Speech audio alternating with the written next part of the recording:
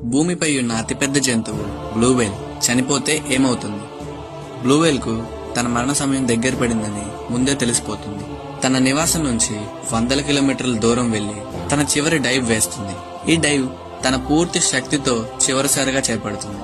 అది నీటిలో డైవ్ చేసిన వెంటనే నేరుగా సముద్రపు లోతుల్లోకి పోతుంది. దీన్నే వేల్ ఫాల్ అంటారు. మొదటగా బ్లూ వేల్ శరీరాన్ని షార్క్ మరియు ఈల్ చేపలు తినేస్తాయి. అందులో మిగిలి ఉన్న మాంసం చిన్న చిన్న పురుగులు తింటాయి. ఆ తర్వాత జాంబీ వామ్స్ అనే ఒక ప్రత్యేకమైన పురుగులు వస్తాయి. ఇవి వేల్ బోన్స్ మీద యాసిడ్ విడుదల చేసి వాటిని కరిగించి ఫ్యాట్స్ అండ్ ప్రోటీన్స్ బయటకు తీస్తాయి. ఈ ఫ్యాట్స్ అండ్ ప్రోటీన్స్ ను సింబయాటిక్ బ్యాక్టీరియా అనే సూక్ష్మ క్రిములు తింటాయి. ఇవి జాంబీ వామ్స్ తో కలిసి జీవిస్తాయి. చివరికి ఆ ఎముకలు పూర్తిగా కరిగిపోతే వాటి నుంచి వచ్చే న్యూట్రియంట్స్ నీటిలో పెరిగే మొక్కలకు ఆహారంగా మారతాయి.